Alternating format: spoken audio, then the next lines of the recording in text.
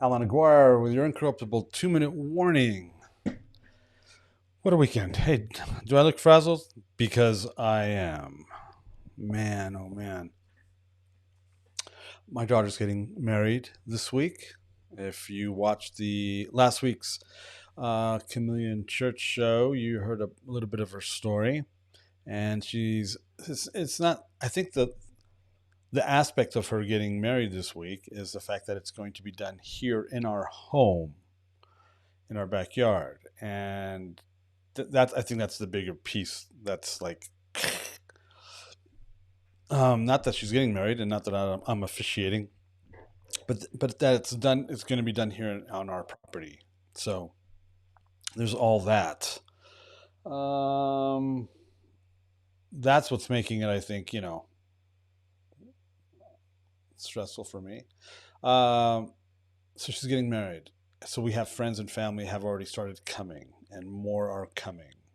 And so this week, as crazy as this week is going to be, you would think I'd be smart enough and go, "Hey, I'm taking the week off. I'll see you guys after the." No, I can't do that either. So let's talk about marriage. Let's talk about weddings. So I'm looking in I don't know where this is going to go. So this is going to be fun because we're going to figure all this out together. But wedding, there's only like 2 times it shows up in a search in the English Standard Version, only shows up in the Old Testament. Has to do with the Song of Solomon. And then, of course, in the New Testament, it's about the marriage of the wedding of the Lamb, plus the wedding of Canaan. So we will be discussing that. But the Song of Solomon, let me read a little bit about here. According to the most common interpretation, the Song of Solomon is a collection of love poems between a man and a woman, celebrating the sexual relationship God intended for marriage. That's going to trigger, get in line with the Word of God.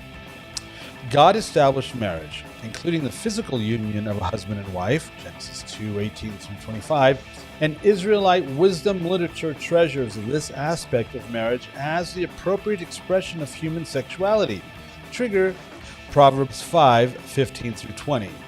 We believe in the biblical narrative here, the unadulterated, unperverted version of the scriptural narrative. That's what we believe here at the 2-minute warning, Incorruptible, whatever we're doing here.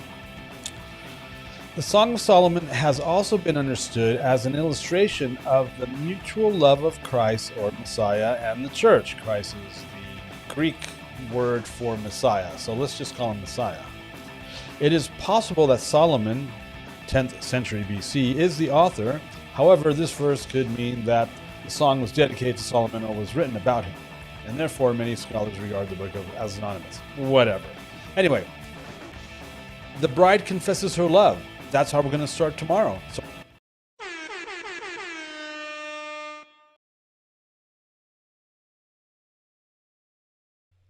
Sorry for the long intro.